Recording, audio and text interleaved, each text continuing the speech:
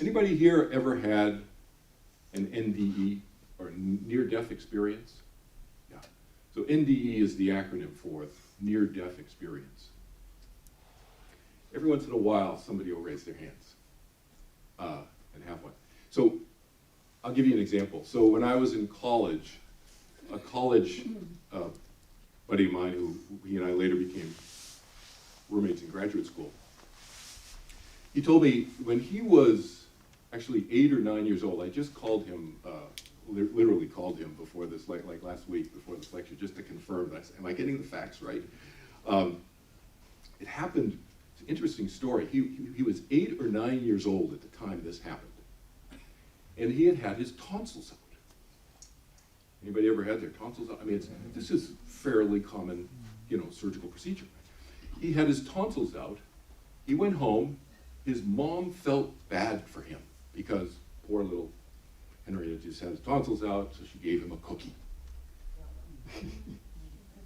Not a good idea. The cookie was a little bit sharp. Opened up the sutures, the wound.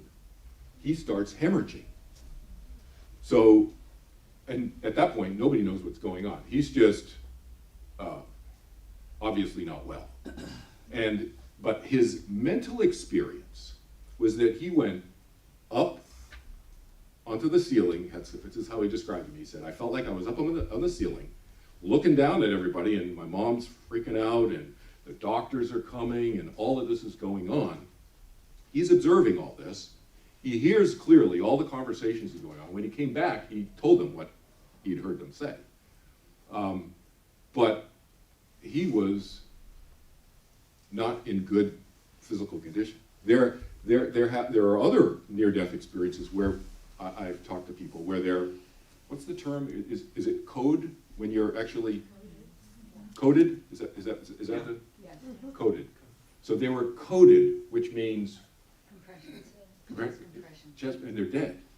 Right? And electric shock.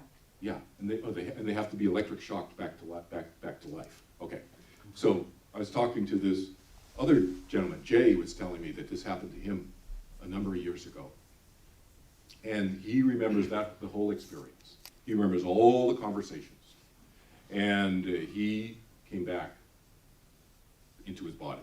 So, what's my point of raising these things? Well, they're just, to me, it's like, it's curious, it's interesting to hear.